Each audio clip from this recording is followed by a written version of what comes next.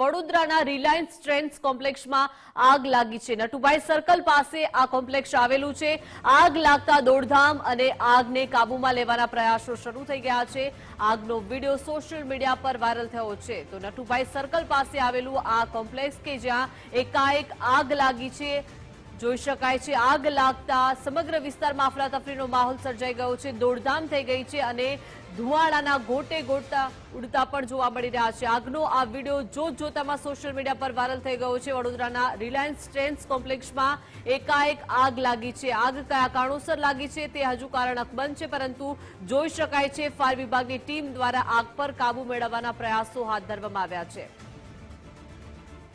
વધુ માહિતી સાથે સંવાદદાતા અલ્પેશ જોડાઈ ગયા છે। અલ્પેશ, એકાએક કોમ્પ્લેક્સમાં આગનો બનાવ બન્યો છે, અફરાતફરીનો માહોલ છે, શું પરિસ્થિતિ છે અને આગ લાગવા પાછળનું કારણ શું હોઈ શકે છે? બિલકુલ છે દીપિકા, જે રીતે વડોદરાના જે રિલાયન્સ ટ્રેડ કોમ્પ્લેક્સ છે ને તેમાં આગની ઘટના છે તે બની છે।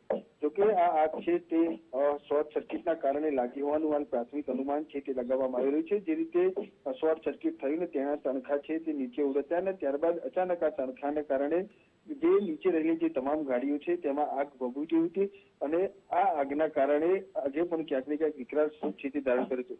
આગ લાગતાની સાથે જ જે દોડધામનો માહોલ છે તે પણ જોવા મળ્યો હતો। સાથે સાથે બાજુમાં જે પેટ્રોલ પંપ આવેલું છે તેને પણ હાલ બંધ કરવાની ફરજ છે તે પડી હતી।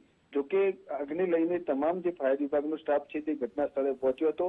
આગને કાબૂમાં લેવાના પ્રયાસો છે તે શરૂ કરવામાં આવ્યા હતા અને જે રીતે આગે વિકરાળ સ્વરૂપ ધારણ કરેલા જે વિડીયો છે તે પણ સામે આવે છે, પરંતુ હાલ જે રીતે ફાયરની 3 થી 4 જેટલી ગાડીઓ છે તે ઘટના સ્થળે પહોંચી હતી અને જેને લઈને હાલ આગ ઉપર જે કાબુ છે તે મેળવી લેવાયો છે।